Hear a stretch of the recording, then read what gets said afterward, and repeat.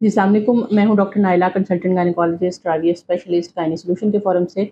आज हम बात करेंगे कि अक्सर जो हमारे पास पेशेंट आते हैं डिलीवरी के बाद, वो कहते हैं कि डॉक्टर साहब, आप बच्चे की भूख ख़त्म नहीं होती और दूध की जो क्वांटिटी है, ब्रेस्ट मिल्क है, वो बहुत कम आ रहा है, तो क्या डब्बे वाला दूध लगा दें? तो सबसे पहली बात तो ये है कि हम किस तरह से बताएँ कि अपने अपने दूध को ही किस तरह से ज़्यादा कर लें, कि हमें डब्बे का दूध ना लगाना पड़े। अच्छा, चूँकि हमारे यहाँ देखें हम बड़ी ईज़ी गोइंग कौम बन चुके हैं, तो जब भी ब्रेस्ट मिल्क करवाना होता है तो सबसे पहली बात तो ये है कि लोग जो इम्पोर्टेंट चीज़ ये होती है वो ये है कि बच्चे फीमेल्स ट्राई नहीं करती। ब्रेस्ट मिल्क जो है वो माँ का जो अपना दूध पिलाना होता है ना, अब उसके अंदर जो डब्बे वाली ऑप्शन आ गई है ना, उसने फीमेल्स को इतना ज़्यादा रिलैक्स कर दिया है कि वो अपने दूध की ट्राई ही नहीं करती हैं। देखें, ब्रेस्ट मिल्क की जो प्रोडक्शन है वो बेसिकली ऑन डिमांड होता है।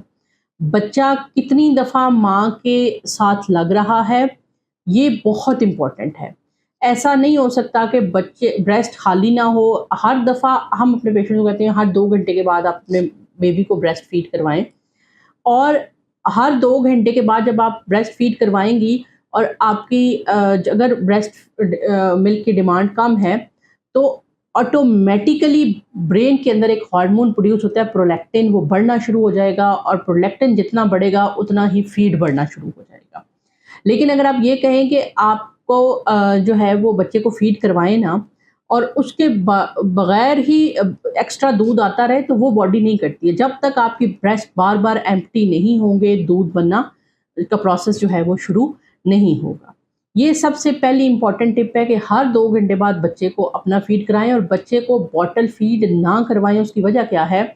बॉटल फ़ीड करना बहुत ईज़ी है बच्चे के लिए, वो फ़ौरन से जो है वो उस निप्पल को कन्फ्यूज़ कर देता है, और इसलिए वो फिर माँ के जो निप्पल है उसको एक्सेप्ट नहीं करता, क्योंकि बच्चे के लिए भी बॉटल से फ़ीड करना आसान है, मदर फ़ीड लेना मुश्किल है, मदर फ़ीड के लिए बच्चे को भी एफ़र्ट करना पड़ती है। तीसरी इम्पोर्टेंट चीज़ ये है कि आप अपनी खुराक के अंदर अपना कैल्शियम, विटामिन डी इंटेक बहुत अच्छा रखें। कैल्शियम और विटामिन डी का सबसे अच्छा सोर्स इस वक़्त जो है वो दूध है, तो हम अपने पेशेंट से कहते हैं कि आप काऊ मिल्क के कम से कम 2 ग्लास ज़रूर अपनी डाइट में रखें। इसके अलावा चिया सीड्स जो हैं, ये दे आर डिफरेंट फ्रॉम तुख्मलंगा, वो आप अपनी डाइट के अंदर ऐड करें। तीसरी इम्पोर्टेंट चीज़ ये है कि ऑर्गन मीट क्या है? कलेजी हो गई, इसके अलावा जो जिनके अंदर बेसिकली जो न्यूट्रिशनल वैल्यू जो है वो उनकी काफ़ी ज़्यादा हो गई होती है। आप जो ऑर्गन मीट है, जिसमें कि बकरे के या बीफ के किडनीज़ हो गए, उसके अलावा उसके जो है वो लिवर वगैरह हो गया, ये आप अपनी डाइट के अंदर ऐड करें।